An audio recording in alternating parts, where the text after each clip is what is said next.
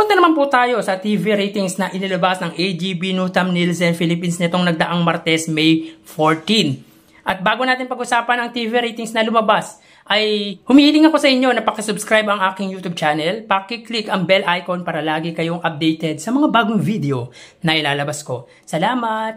So mga kaparokya, nasa ikalawang yugto na po tayo ng ating online viewership nitong araw po ng Friday, May 17. At yung link po ng unang yugto natin ay makikita po natin sa description ng video na ito. So mapunta na po tayo sa TV ratings na lumabas nitong Martes. Makikita po natin dito na ang It's Showtime po ay may 8.2%, samantalang ang Eat Bulaga po ay may 3.8%. So tumaas po ang It's Showtime mula sa 7.2 nitong Lunes, 8.2 nitong Martes. Samantalang ang Eat Bulaga naman po mula 3.9 noong Lunes ay naging 3.8% naman po noong Martes. So dito mababatid po natin na ang GMA ay naging 6%. So usual po ay 5 point something po ang nakukuwang TV ratings ng GMA. Samantalang ang GTV ay may 0.9, A2Z ay may 1%, samantalang ang Kapamilya Channel ay may 0.3%. Eat Bulaga naman po, ang kanilang main channel na TV5 ay may 3.5% at ang RPTV ay 0.3%. So talagang hindi umaabot ng 1% ang TV ratings ng RPTV, ganun din ang Kapamilya Channel. Dahilan kung bakit mataas ang TV ratings ng It's Showtime ay dahil di alintana na marami silang TV station, samantalang ang Eat Bulaga naman po ay may 2 TV station lang na ine-ere. At di rin batid na gaano kalakas at kalawak ang reach at signal ng GMA network. Kaya good decision para sa dalawang parties na It's Showtime at GMA Network. Samantalang ang Eat Bulaga naman po ay consistent ang kanilang main channel na TV5 na umaabot ng 3%. Samantalang yung RPTV ay sadyang hindi makatulong ng maayos sa Eat Bulaga dahil hindi man lang umaabot ng 1% ang RPTV pagdating sa TV ratings. So tara ating alamin ang online viewership ng dalawang bigating noontime show. Para sa Eat Bulaga, under TVJ Facebook page na may 2.4 million followers at sa It's Showtime naman na may 17 million followers. So mga kaparokya, sa unang yugto, ang It's Showtime po ay nakakuha ng 16,000 viewers, samantalang ang Eat Bulaga naman po ay may 10,000 live viewers. So dito sa ikalawang yugto, makikita po natin na ang It's Showtime po ay may kasalukuyang segment na especially for you. At makikita po natin na si Vice Ganda po ay dumating sa It's Showtime. So makikita po natin dito, ang It's Showtime po ay may 24,000 live viewers, samantalang ang Eat Bulaga ay may 11,300 live viewers. So click po natin mga kaparokya. Para po sa It's Showtime, sila po ay may 24,700 viewers, samantalang ang Eat Bulaga naman po ay may 11,300 live viewers. So dito makikita po natin sa ikalawang yugto ay nadagdagan ng viewers ang Eat Bulaga ng 1,000, samantalang ang It's Showtime naman po ay 8,000 live viewers. So dito angat po ang It's Showtime sa katapat na noontime show na Eat Bulaga ng 13,000 live viewers. So yan po si Vice Ganda.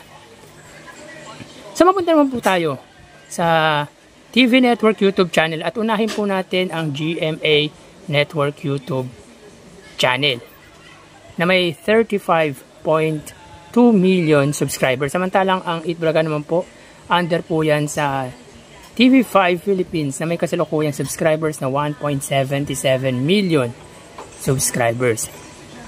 So sa unang yugto mga kaparokya, ang GMA Network YouTube channel po ay may 13,000 viewers, samantalang ang Eat Bulaga naman po ay may 40,000 viewers under TV5 Philippines. So as of 1:34, ang GMA Network YouTube channel po, sila po ay may 20,000 viewers. Samantalang ang Eat Bulaga naman po under TV5 ay may 46,000 live viewers.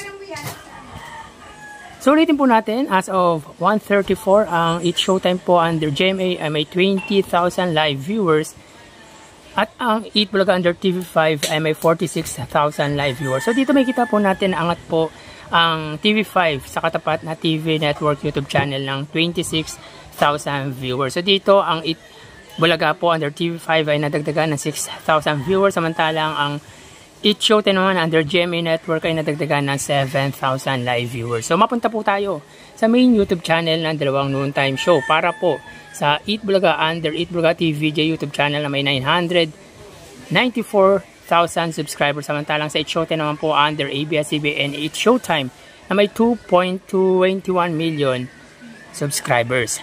So sa unang yugto mga kaparokya, ang It's Showtime po ay may 81,000 viewers, samantalang ang Eat Bulaga po ay may 55,000 live viewers. So click po natin para po sa It's Showtime, sila po ay may 111,000 live viewers. So yan po ang sinasabi ko kapag nandyan po si Vice Ganda ay umaabot po ng mahigit 100,000 ang viewers ng kanilang main YouTube channel na ABS-CBN It's Showtime. So ulitin po natin, para po sa Eat Bulaga naman po, sila po ay may 62 or 63,000 live viewers. So ulitin po natin, as of 1:35 PM, para po sa It's Showtime, sila po ay may 111,000 live viewers. Samantalang ang It's Showtime, ang Eat Bulaga naman po ay may 63,000 live viewers. So dito, pagdating sa ikalawang yugto ay nadagdagan ng 8,000 viewers ang Eat Bulaga, samantalang ang It's Showtime naman po ay nadagdagan ng 30,000 live viewers. So dito makikita po natin na angat pagdating sa online viewership ang It's Showtime sa katapat na noontime show na Eat Bulaga. At dito makikita po natin na angat po sila ng 48,000 live viewers. So bali, ang total na nakuha ng dalawang noontime show para po sa Eat Bulaga, sila po ay nakakuha ng total live viewership na para po sa Eat Bulaga, sila po ay nakakuha ng 120,000 live viewers, samantalang ang It's Showtime naman po ay 155,000 live viewers. So ulitin ko po, ang Eat Bulaga po ay 120,000 viewers, samantalang ang It's Showtime po ay 155,000 live viewers. So dito makita po natin na 35,000 viewers po ang iniangat ng It's Showtime sa katapat na noontime show na Eat Bulaga. So yan po, lumalabas sa kanilang online viewership as of 1:38 PM at mamaya ho, magbabalik po tayo sa huling yugto ng ating online views update ng dalawang noontime show dito sa bansa.